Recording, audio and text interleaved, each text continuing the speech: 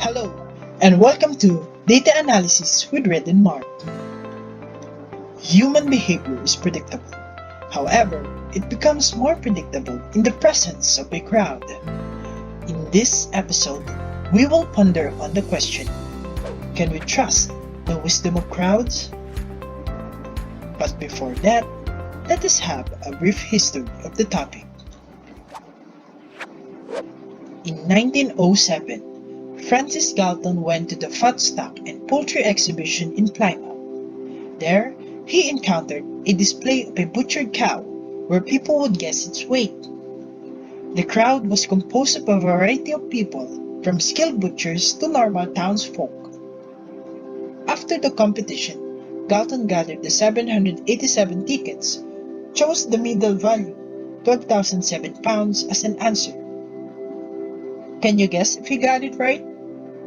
Well, he didn't. But he found out that it is incredibly close to the real weight of the meat, which is 1,198 pounds.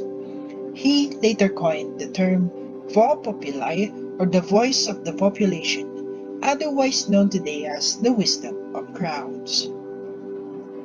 Today, we aim to replicate this single experiment by Galton, but without the necessity of butchering a poor cow. We will use a simple thing, which is a jar of jelly beans. So now, can you guess how many jelly beans are inside the jar? For this experiment, we have determined 3 conditions that will help us to fully utilize the wisdom of crowds. According to conjecture, first, the property to be guessed should be quantifiable. Second is that participant group must be diverse. Participants belonging to a same group may adversely affect the distribution of the dataset. Third, guessers must be acting independently from each other. Participants might be influenced by others' guesses if they can see or hear them.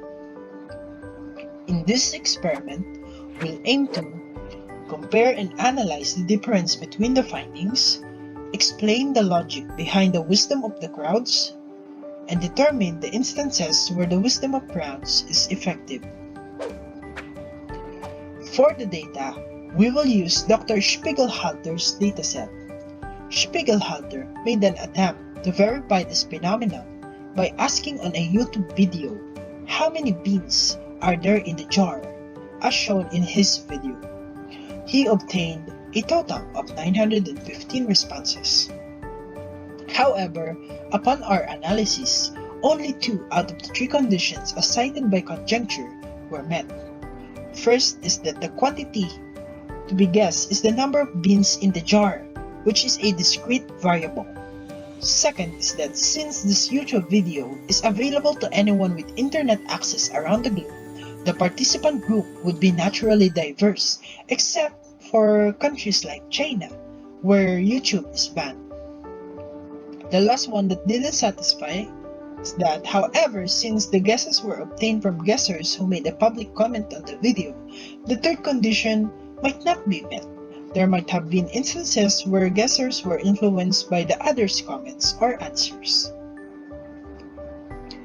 Analyzing the data, it was found out to have a minimum value of 219 beans, a median of 1,775 beans, a mean of 2,409 beans, and a whopping maximum value of 31,337 beans.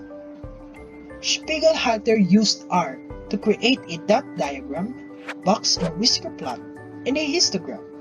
Through this, some properties of the dataset can be identified, such as the distribution, measures of center, as well as skewness. As we can see, the graph is incredibly skewed, and extreme values are present. Spiegelhalter didn't find it necessary to eliminate the values, hence he used a logarithmic scale on the x-axis to make the diagrams appear more symmetrically distributed. However, this does not change the fact that the dataset is still skewed.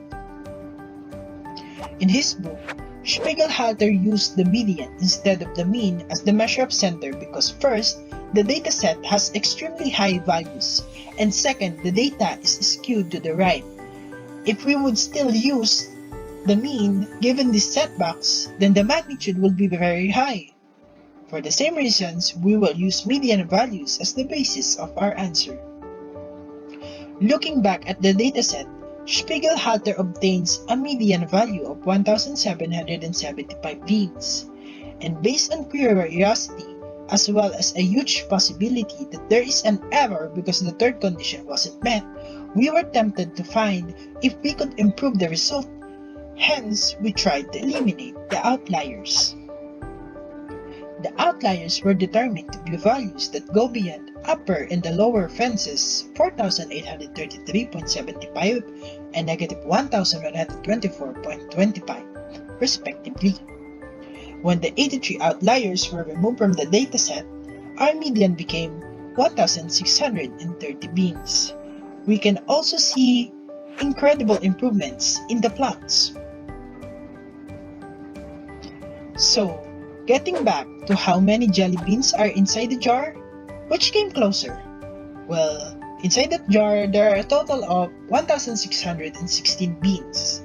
Without removing the outliers in Spiegelhalter's dataset, we can obtain a median value of 1,775 beans, which is a 9.84% error from the actual value of 1,616 beans.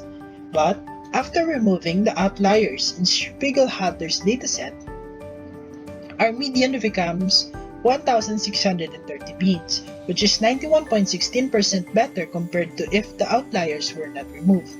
Now, only a 0.87% error exists. In conclusion, on the wisdom of crowds phenomenon is indeed true. Through our analysis, we found out that the median became the more accurate when the outliers from the dataset are removed. Although, it is also important to note that this experiment fails to satisfy the third condition, which may have adversely affected the dataset produced by the experiment. The wisdom of crowds method, however, has downsides to obtaining quantities. First is that it needs a lot of participants, thus making it difficult to pursue this method. Second is that without a benchmark, the accuracy of this method cannot be verified. The wisdom of crowd methods can also have practical uses. The wisdom of crowds can be used to predict the future. For instance, a similar experiment can be conducted asking what year COVID-19 transmissions will end. Given the need for social distancing, an online survey can be disseminated instead. However, it is important to note that individuals from other countries must be sampled as well, since an individual's perception of the pandemic can change according to their government's response, presence of support systems, economic situation, and etc. So going back to our very first question, can we really trust the wisdom of crowds? Well, to answer, simply yes. Thank you for tuning in.